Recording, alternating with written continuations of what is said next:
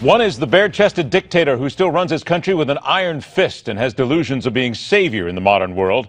The other is a mustachioed fop of a leader who would just as soon gas his own people into oblivion and seems to enjoy butchering certain religious sects. Together they stand. And what may be a true axis of evil has become a true growing concern not just for the Middle East, but for the world itself. Time for some reality to set in. He's senior fellow at the Foundation for the Defense of Democracies in Washington, D.C. Welcome, Dr. Emanuele Ottolenghi, to the Hardline.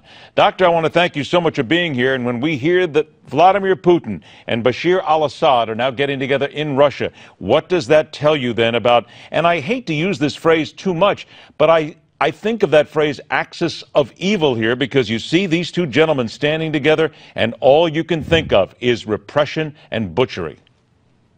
Well, that's right. This is an alliance where two dictators are joining forces. One, of course, in a much more secure and stronger position. That's Russia's Putin coming to the rescue of Bashir al-Assad in Syria, and basically embracing the same mendacious narrative that they're actually standing up and fighting against terrorism. The bottom line is that for 4 years, Bashar al-Assad has engaged in a vicious, massive repression against his own people. He is responsible for the death of hundreds of thousands of individuals in Syria, for the displacement of millions of people in Syria, the European refugee crisis that has overwhelmed countries in Europe has been triggered and produced in Syria by the brutal actions of Bashar al-Assad and his supporters, both in Tehran and now in Moscow.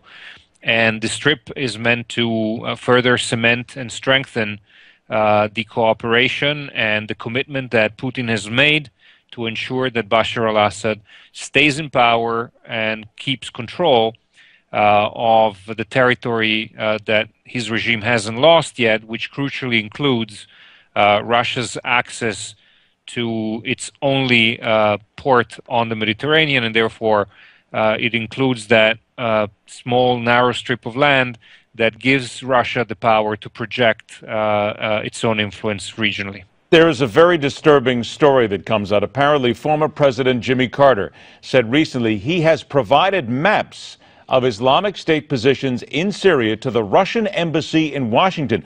The Obama administration has an official policy of not cooperating with Russia in the Syrian war. How disturbing to you is this? Well, look, I mean, let's be frank.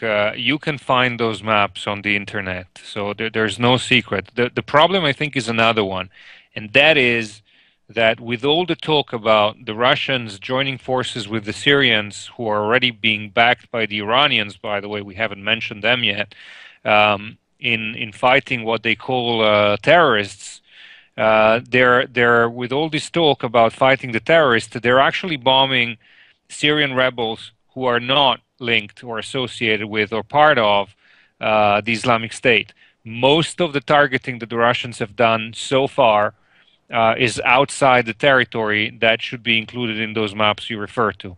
So the bottom line is this: the Russians are not there to fight the Islamic State. They're not there to stand up against Islamic radical Islamic terrorism as they posture. They're not there to defend Western civilization against radical Islamic terrorism.